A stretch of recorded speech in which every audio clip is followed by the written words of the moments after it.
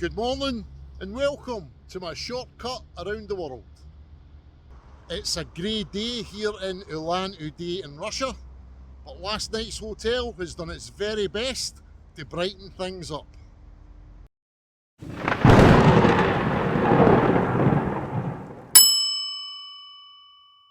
Now I'm in Ulan for a specific reason. It's one of the few accessible places on the planet that you can stand on two opposing antipodes. Sounds like a straightforward enough concept, doesn't it? However, the vast majority of antipodes are within oceans and seas in the Arctic and Antarctica. As there's more likelihood of me sometime getting to South America than there is Indonesia or the Philippines, I figured I'd bag Ulan whilst passing through Russia. And one of these days, I'm going to try and stand on the opposing pole in Porto Natales in Chile.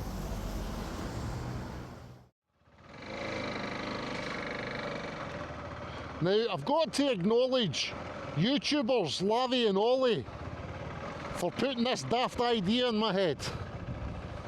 Without you guys, I'd be a very rich man. So today's target is the town of Chita, which is 550 kilometres away. It's going to take 8 hours to get there. It's 9:20, so better hit the road, let's go. Do you know what, I'll be happy if one person understands that reference.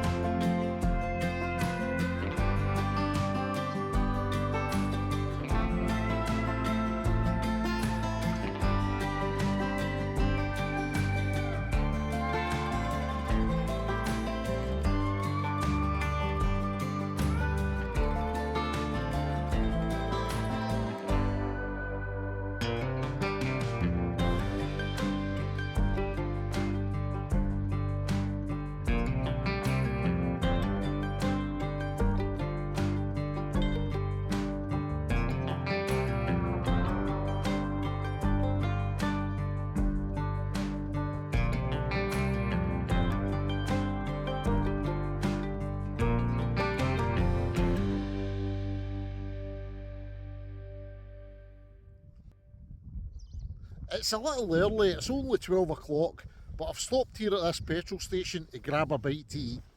It's the first place for miles that there's been any shelter at all. Just that handful of trees keeps the cold edge off that wind. I'm eating out of supermarkets whilst I'm in transit mode to Vladivostok. Today's lunch is salami, a pastry and an apple. I've actually got a big pastry or a big bread with jam in it. That's for my dinner tonight because I won't have cooking facilities. What else have I got? Nuts, cheese, chocolate, jam. I've been eating a lot of bread and jam recently, so I grab any opportunity possible to eat a bit of fruit. Right, I better get a move on. I've still got about 300 kilometres to cover today.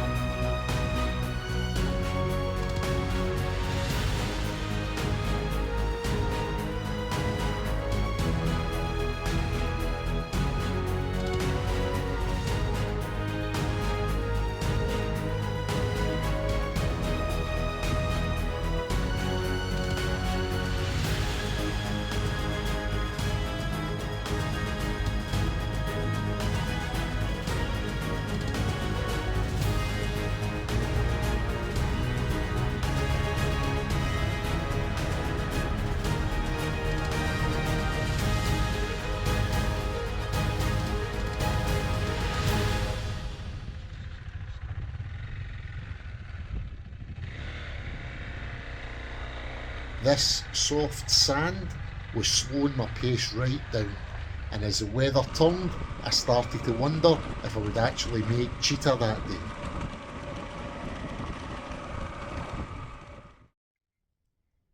Well folks, I've got myself into a right pickle. So as you've just seen earlier on in the video, I started off today in Ulan, and I was heading to booked and paid for accommodation in a town called Chita.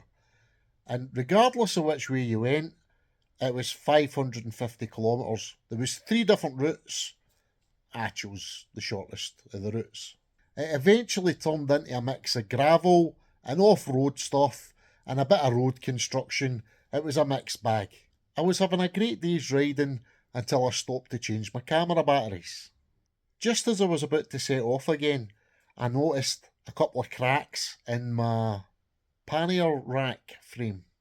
No big deal, I'm in the middle of nowhere, there's no really a hell of a lot I can do other than reorganise the rock straps and the luggage straps that I had to try and keep the tension off the frame.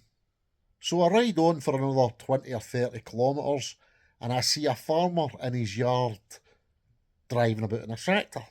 I figured farmer's going to have ratchet straps of some description. He didn't, but there was loads of heavy nylon string, you know the stuff they use for tying up hay bales, kicking about his yard. So I collected lots of it, doubled it up, tied knots in it, and made myself a couple of bits of rope to help take the tension off the rock straps. And just as I'm finishing up, he appears with about 4 or 5 metres, 25mm thick nylon webbing. Not a ratchet strap, the stuff that ratchet straps are made out of, but there was no ratchet mechanism, so I was able to use that as well to reinforce what I had already constructed, and it was as good as I was going to get. So I'm having a wee bit of a navigation nightmare. Google is trying to direct me down wee tracks that don't exist, and I'm savvy enough not to go down dangerous routes. So I stick to the main drag, which is about 100 kilometres more than what Google is saying, but I see it signposted, and I know it's the main drag because there's lots of lorries on it. So anyway, it starts getting towards 6 o'clock at night, and I come to the realisation that I'm not going to make it to Chita, where I've got accommodation booked. So I had just gone through a wee town, and it crossed my mind going through the wee town, look for a hotel. If there's a hotel, just stop for the night. But there wasn't anything in the town whatsoever. There was one prominent shop. So I keeps going out the other end of the town, and after about 2 kilometres, there's a cafe. So Bald Stevie goes into the cafe, tries to make himself understood. Can I stay here for the night? And to be totally fair to the woman, it was a cafe. There was no pretense that it was a guestanita or a hotel of it. It was definitely just a cafe. So, non-starter. So, I think back into that town, find something in the town. So, it goes to the wee shop that I saw earlier. Wee old Russian lady running the shop. And she tried her hardest to understand my need, but drawing a blank there. She couldn't put me in touch with anybody.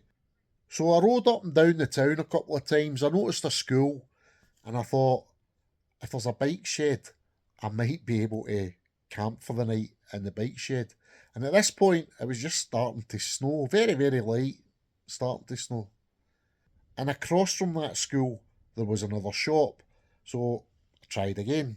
Unfortunately, the lady in that shop took pity on me, and she phoned her husband.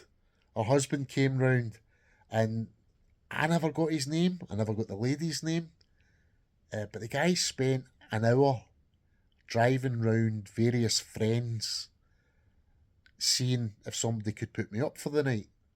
So his third attempt, he took me to what kind of looked like a bit of a transport yard. There was a big garage building, and there was a couple of cars being worked on, and a big HGV being worked on. So we stood outside conversing by Google Translate, and he's getting phone calls from various friends. Then this dude rocks up, and they have a conversation, and they bring me into this building that I'm sitting in just now, this cabin. So it's kind of like an annex or a granny flat off a main residential building. It's totally self-contained. There's a gas cooker in the corner. There's a big brick hearth with a wood-burning stove inside it. The place is fantastic. That's exactly what I needed in the circumstances. So this leaves me with a couple of problems. I had to dismantle the temporary structures that I had cobbled together at the side of the road to get my bag with my sleeping bag and then my food for tonight off the bike. I'll need to reassemble all that again in the morning, but perhaps I'll be able to do a better job of it in the morning. My mission tomorrow is to get myself to my original target for today, which is the town of Chita.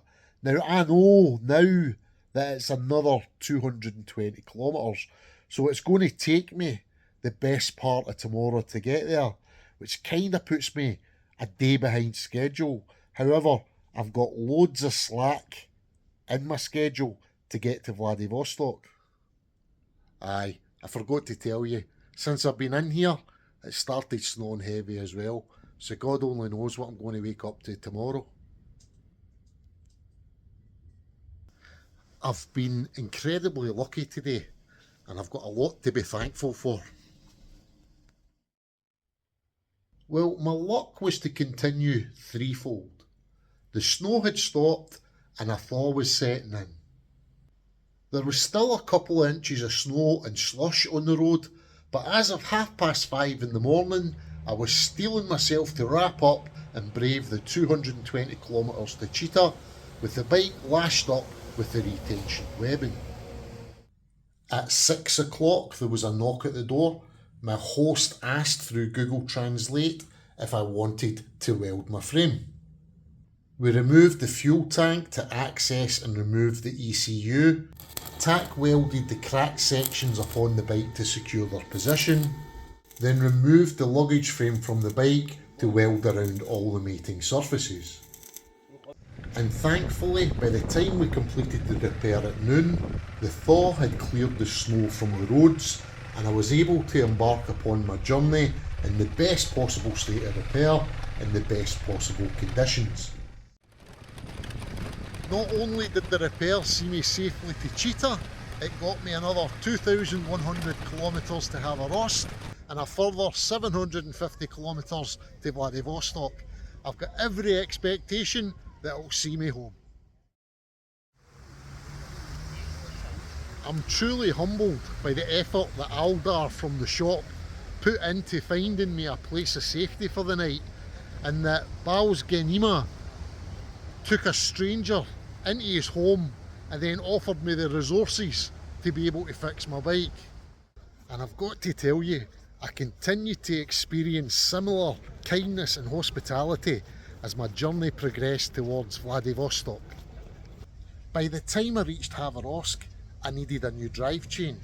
I met a local biker in passing, a guy called Tigran, who took me to his local supplier, Motor Snow, who generously provided the parts that I required, and then Tigran took me to his garage and helped me install them. So that is the Russia that I'll always remember, and I only hope the folks who've helped me along the way will understand my gratitude. So once again, thanks very much guys. I hope you enjoyed today's video. If you did, you can help the channel to grow by giving us a thumbs up, hitting subscribe or making a comment down below.